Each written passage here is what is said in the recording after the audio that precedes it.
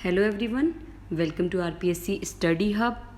आज हम जानेंगे परिसीमन क्या होता है, परिसीमन आयोग क्या होता है, परिसीमन आयोग का गठन किस तरह से होता है और परिसीमन का उद्देश्य जो है वो क्या होता है। तो आइए जानते हैं। परिसीमन का अर्थ, परिसीमन क्या है। परिसीमन को डीलिमिटेशन भी कहते हैं। परिसीमन का अर्थ होता है सीमा का निर्धारण करना, अर्थात किसी भी राज्य की लोकसभा और विधानसभा क्षेत्रों की सीमाओं के निर्धारण को परिसीमन कहते हैं। लेट्स से कि लोकसभा और विधानसभा की जितनी भी सीटें होती हैं, ठीक है, जितने भी क्षेत्र होते हैं, उनका निर्धारण जो करना होता है सीमाओं के अकॉर्डिंग, ठीक है, तो वही क्या कहलाता है, डीलिमिटेशन यानी परिसीमन कहलाता है। परिसीमन से तात्पर्य किसी भी राज्य की लोकसभा और विधानसभा क्षेत्रों की सीमाओं, राजनीति का रेखांकन होता है। अगर हम 15 वर्ड्स की डेफिनेशन की बात करें मेंस के अकॉर्डिंग, तो ये डेफिनेशन भी लिखी जा सकती है। अर्थात इसके माध्यम से लोकसभा और विधानसभा क्षेत्रों की हदें तय की जाती है। ओके, नेक्स्ट हम देखते हैं परिसीमन का अर्थ, ठीक है, और देखते हैं सरल शब्दों में और क्या कह सकते हैं, इसको थोड़ा और डिटेल से जानते हैं। सरल शब्दों में अर्थ है कि किसी राज्य के कई गांवों, कस्बों और शहरों को एक इकाई मान या राजनीतिक क्षेत्र मानकर पूरे राज्य को इसी तरह कई इकाइयों में बांटकर उस पूरे राज्य को कई विधानसभा या राज्य क्षेत्र सीटों में बांटा जा सके, ताकि वहां के निवासी उनके विधानसभा या राज्यसभा क्षेत्र के लिए वोट डालकर अपना पसंदीदा मंत्री और सरकार का चुनाव कर सके।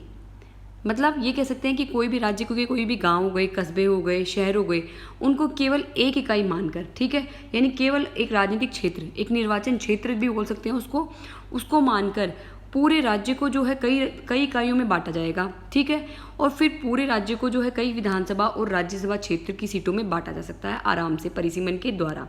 जिससे क्या होगा कि वहाँ के जो भी निवासी होंगे पर्टिकुलर एरिया के, उनको वोट देने के लिए क्या होगा, पसंदीदा मंत्री और सरकार जो है वो आसानी से वोट दे सकते हैं उनको चुनने के लिए, मतलब उनको आसानी होती है।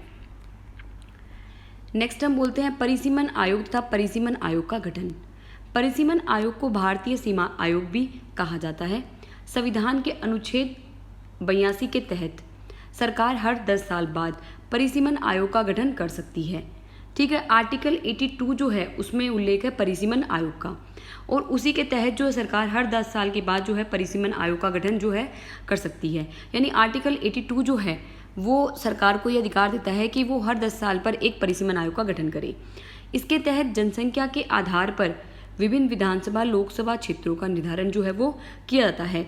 जनसंख्या के हिसाब से अनुसूचित जाति जनजाति सीटों की संख्या भी जो है वो बदल जाती है, क्योंकि जनसंख्या जैसे जैसे बढ़ेगी, ठीक है, हर साल बढ़ेगी, 2 साल बाद बढ़ेगी, तो जब भी ये सीटों का या सीमा का जब निर्धारण किया जाता है तो एससी और एसटी की जो सीटें जो हैं उनकी जो संख्या है वो बदल जाती है। परिसीमन को करने का उद्देश्य क्या है।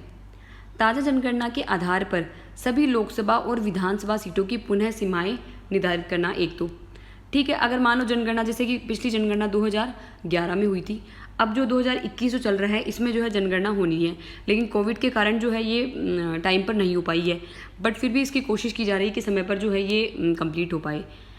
तो ये क्या होता है कि जो भी नवीन जो जनगणना होती है उसके आधार पर लोकसभा और विधानसभा की सीटें जो होती है उसका समय समय पर पुनः सीमाएं का जो है वो निर्धारण करना जो है इसका उद्देश्य माना जाता है।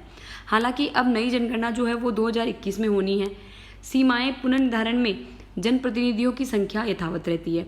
जब सीमाएं निर्धारित की जाती है, यानी सीमाओं का जब वापस से निर्धारण किया जाता है, तो जनप्रतिनिधि यानी सीटों की संख्या जो होती है वो तो सेम रहती है, ठीक है, इनमें किसी भी तरह का कोई भी परिवर्तन नहीं किया जाता है। अनुसूचित जाति और अनुसूचित जनजाति की विधानसभा सीटों का निर्धारण क्षेत्र की जनगणना के अनुसार ही होता है, ठीक है, यानी उस क्षेत्र की जनगणना में अनुसूचित जाति और जनजाति कितने हैं उसके अकॉर्डिंग ही जो है उनको विधानसभा सीटों में सीटें जो है वो आवंटित की जाती है। नेक्स्ट हम बात करें परिसीमन के इतिहास की। भारत के संविधान के अनुच्छेद 82 के अनुसार भारत की सरकार हर साल 10 साल में जनगणना के पश्चात परिसीमन आयोग का गठन कर सकती है। हर परिसीमन के बाद जनसंख्या के हिसाब से अनुसूचित जाति और जनजाति की सीटों की संख्या में बदलाव भी किया जा सकता है। भारत में वर्ष 1952 में परिसीमन आयोग का गठन किया गया था, यानी पहली बार जो है परिसीमन आयोग का गठन कब किया गया था, 1952 में। ओके, 1952 के बाद वर्ष 1963 में दूसरा, फिर 1973 में और फिर वर्ष 2002 में परिसीमन आयोग का गठन किया जा चुका है। भारत में वर्ष 2002 के बाद से परिसीमन आयोग का गठन नहीं किया गया है, क्योंकि सरकार को जो है वो बाध्यता नहीं है कि वो परिसीमन आयोग का गठन करे ही। केवल ये प्रावधान है कि 10 साल, आर्टिकल 82 में केवल ये प्रावधान है कि सरकार जो है हर 10 साल पर जो है एक परिसीमन आयोग का गठन कर सकती है। ठीक है, उसमें लैंग्वेज ये है कर सकती है, जरूरी नहीं है। तो पहला परिसीमन 1952 में, ठीक है, उसके बाद डायरेक्ट 1963, फिर 73 और फिर 2002 में जो है परिसीमन आयोग गठित किए जा चुके हैं। तो इस तरह से जो है परिसीमन आयोग का इतिहास रहा। Thank you for watching this video.